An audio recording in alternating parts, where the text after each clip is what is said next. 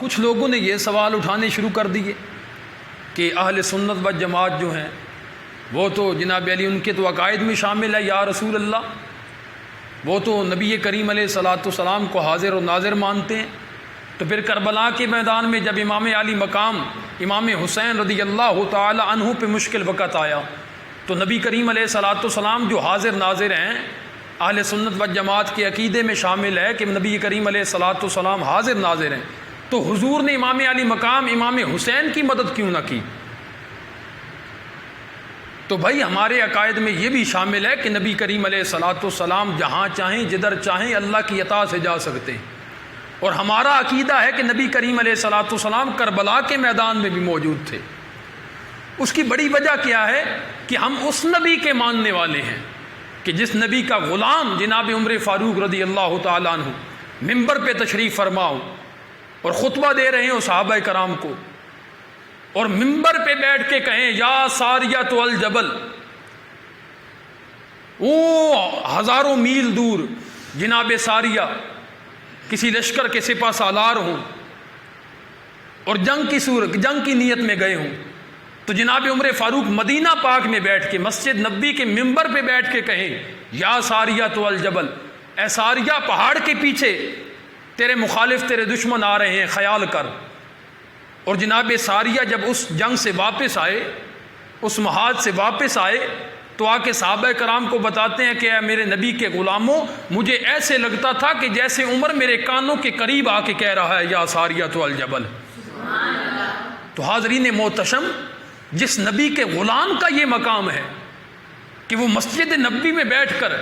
ہزاروں میل دور جناب ساریہ کو پیغام پہنچا رہا ہے، تو اس نبی کا خود مقام کیا ہوگا؟ حاضرین محتشم، ہمارا یہ عقیدہ ہے، اور نبی کریم علیہ الصلاۃ والسلام کی حدیث مبارکہ سے ثابت ہے۔ دیکھیے خصائص الکبریٰ لکھنے والے علامہ جلال الدین سیوطی رحمۃ اللہ علیہ، یہ وہ میرے نبی کا غلام ہے، یہ وہ میرے نبی کا امتی ہے جسے ایک مرتبہ نہیں، دو مرتبہ نہیں، بلکہ جاگتے ہوئے 70 سے زیادہ مرتبہ حضور نے زیارت عطا فرمائی ہے۔ وہ اپنی کتاب میں لکھ رہے ہیں کہ حضرت ابن عباس راوی ہیں اس حدیث مبارکہ کے، آپ فرماتے ہیں کہ مجھے خواب آیا، میں نے خواب میں دیکھا کہ نبی کریم علیہ الصلاۃ والسلام کے بال مبارک میں، بالوں میں گرد ہے، اور نبی کریم علیہ الصلاۃ والسلام کی آنکھوں میں آنسو ہیں۔ میں نے عرض کی سیدی یا رسول اللہ، میرے ماں باپ آپ پہ قربان، یا رسول اللہ آپ کی بالوں میں گرد کیسے، آپ کی آنکھوں میں آنسو کیسے؟ تو نبی کریم علیہ الصلاۃ والسلام نے فرمایا، اے میرے غلام، میں ابھی ابھی کربلا معلیٰ سے آ رہا ہوں، اور یہ میرے ہاتھ میں جو شیشی ہے اور اس میں جو خون ہے، یہ میرے نواسے حسین اور حسین کے صحابہ کا خون ہے، حسین کے ساتھیوں کا خون ہے، اور یہ صبح سے میں کربلا کے میدان میں اکٹھا کر رہا ہوں۔ دیکھو، جو نبی صبح سے کربلا میں تھا اور حسین کے صحابہ کا خون اکٹھا کر رہا تھا، اگر وہ خون اکٹھا کر سکتا ہے، میرے حسین کو شجاعت کا درس نہیں دے سکتا یار؟ تو ہمارا عقیدہ ہے کہ نبی کریم علیہ الصلاۃ والسلام کربلا کے میدان میں موجود تھے۔ اسی طرح اب ضرورت تو نہیں ہے میں ایک اور حدیث مبارکہ پیش کر دوں۔ حضرت سلمہ رضی اللہ تعالیٰ عنہ راوی ہیں، آپ فرماتی ہیں کہ میں حضرت ام سلمہ کی بارگاہ میں گئی، ام المومنین جناب ام سلمہ کی بارگاہ میں، تو میں نے دیکھا کہ جناب ام سلمہ رضی اللہ تعالیٰ عنہ رو رہی ہیں، آپ کی آنکھوں میں آنسو ہیں۔ تو میں نے عرض کی ہے ام المومنین، آپ کی آنکھوں میں آنسو کیسے؟ تو حضرت ام سلمہ رضی اللہ تعالی عنہا فرمانے لگی کہ ابھی میں نے خواب دیکھا ہے، نبی کریم علیہ الصلاۃ والسلام میرے خواب میں آئے ہیں، اور میں نے دیکھا کہ نبی کریم علیہ الصلاۃ والسلام کے ہاتھ میں ایک خون کی شیشی ہے، جس شیشی میں خون ہے۔ تو میں نے عرض کی یا رسول اللہ، یہ شیشی خون کی یہ کیا ماجرا ہے؟ تو نبی کریم علیہ الصلاۃ والسلام نے فرمایا کہ میں ابھی کربلا معلیٰ سے آ رہا ہوں، ابھی اپنے نواسے کی قتل گاہ سے آ رہا ہوں، اور یہ وہ خون ہے جو امام علی مقام اور امام حسین اور اس کے صحابہ کا خون ہے۔ اس شیشی میں نے اپنے نواسے حسین اور اس کے ساتھیوں کا خون جمع کیا ہے۔ تو حاضرین محتشم، ہمارا تو عقیدہ ہے کہ نبی کریم علیہ الصلاۃ والسلام کربلا کے میدان میں موجود تھے، اور امام علی مقام کو شجاعت کا درس بھی دے رہے تھے، اور واہ حسین، شاباش حسین بھی کہہ رہے تھے، اور کہہ رہے تھے ہاں حسین، آج میں نے دیکھا کہ تو نے جو بچپن میں وعدے کیے تھے آج نانا کا وعدہ تو نے وفا کر دیا ہے یار۔ تو حاضرین محتشم، اب دوسرا سوال اٹھ گیا کہ نبی کریم علیہ الصلوۃ والسلام نے دعا کیوں نہ کی؟ علی اکبر جیسا جوان، علی قیسم جیسا جوان، اون و محمد جیسے بچے، 6 مہینے کا علی اصغر، سارے قربان ہو گئے، تو میرے نبی دعا کر دیتے اللہ کی بارگاہ میں کہ اے میرے رب، میرے حسین سے یہ امتحان اٹھا لے۔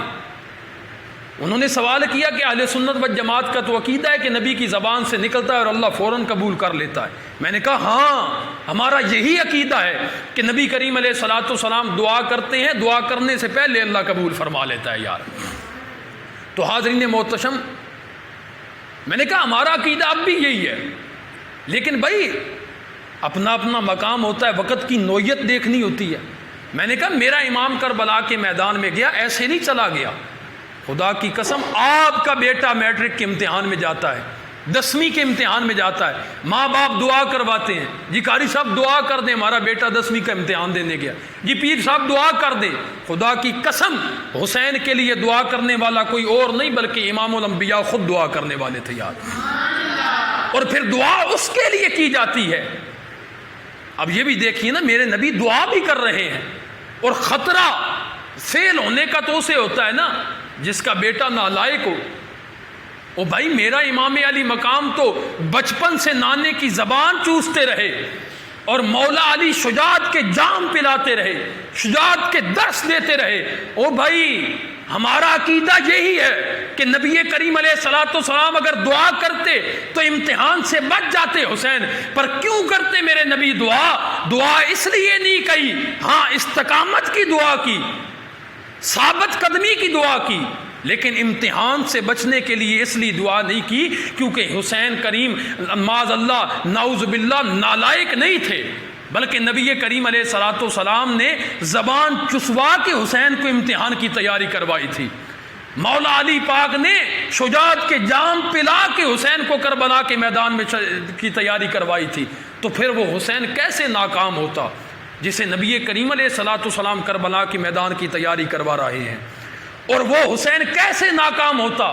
جس کا بابا علی اس کو میدان کربلا کی تیاری کروا رہا ہے۔ تو حاضرین محتشم، یہ سوال و جواب تو ہوتے رہیں گے، لیکن آپ نے کسی کی باتوں میں نہیں آنا۔ ہمارا عقیدہ ہے،